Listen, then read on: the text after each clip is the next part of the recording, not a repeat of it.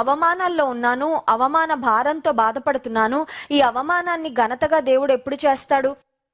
ఆశీర్వాదాల కొరకు ఎదురు చూసి కళ్ళకు కాయలు కాసాయి, కానీ ఆశీర్వాదాలు మాత్రం రావడం లేదు. అంటే దేవుడికి అందరినీ ఆశీర్వదించాలని ఉంది, కానీ నన్ను ఆశీర్వదించాలని లేదా? దేవునికి అసలు నా ప్రార్థనలు చేరుతున్నాయా అని మీరు అనుకుంటున్నట్లయితే, అబ్రహాము శారాలను తన సమయంలో తగిన సమయంలో దర్శించిన దేవుడు మిమ్మల్ని కూడా తగిన సమయంలో ఆయన సమయంలో దర్శించబోతున్నాడు అనే విషయాన్ని నమ్మండి. మనం చేసే ప్రార్థన చాలాసార్లు ఏమని ఉంటుందంటే, దేవా నీవు నన్ను నేను ఉద్దేశించిన స్థలానికి నడిపించు అని చాలాసార్లు ప్రార్థన చేస్తాం. కానీ మనం ఏం ప్రార్థన చేయాలంటే, Lord lead me to the right place.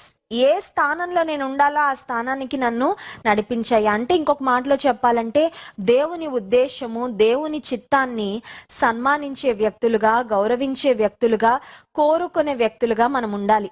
ఆదికాండము 18వ అధ్యాయంలో దేవుడు ఒక అద్భుతమైన ప్రశ్నను అబ్రహాముకు వేస్తూ ఉన్నాడు. అదే ప్రశ్న ఈ రాత్రికాల సమయంలో మనందరికి కూడా వేస్తున్నాడు. చూడండి, ఆదికాండ గ్రంథము 18వ అధ్యాయము 14వ వచనం. Genesis chapter 18 verse 14.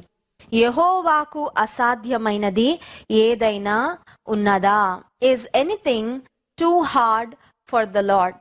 ఈరోజు నా షార్ట్ మెసేజ్ యొక్క టైటిల్ అదే, is anything too hard for the Lord? దేవునికి అసాధ్యమైంది ఏదైనా ఉందా? మనల్ని అడుగుతున్నాడు ఒక్కొక్కళ్ళని. ఎందుకంటే మనం ఎలా ఉన్నామంటే, ప్రస్తుతానికి దేవునికి అసాధ్యమేమో నన్ను ఆశీర్వదించడం, దేవునికి అసాధ్యమేమో ఈ పరిస్థితి నుండి నన్ను బయటపడేయడం అన్నట్లుగా ఉంది నీ బాధ, అన్నట్లుగా ఉంది నువ్వు పడుతున్న దిగులు, నీవు పడుతున్న చింత చూస్తుంటే దేవునికి అసాధ్యమేమో నిన్న ఆ పరిస్థితి నుండి బయటపడ్డాం అన్నట్లుగా నీవు బాధపడుతున్నావు. అందుకే దేవుడు అడుగుతున్నాడు ఈ ప్రశ్న, దేవునికి అసాధ్యమైనది ఏదైనా ఉన్నదా? ఈ ప్రశ్నకు మనకు మనం జవాబు చెప్పుకోవాలండి. నాకు నేను ఆన్సర్ చేసుకోవాలి, no, nothing is impossible for my God. నీకు నువ్వు కూడా జవాబు చెప్పుకోవాలి, నా యేసయ్యకు, నా దేవునికి, నేను నమ్మిన నా దేవునికి అసాధ్యమైనది ఏది లేదు. అబ్రహాము శారాను దేవుడు ఒక సమయంలో దర్శించాడండి. God visited them. మనల్ని కూడా దేవుడు దర్శిస్తూ ఉంటాడు. అవి ఒక మాటలో చెప్పాలంటే అన్ఫర్గెటబుల్ మెమరీస్. దేవుడు దర్శించడం అంటే ఏంటి? మన ఇంటికి డిన్నర్కి వస్తాడా?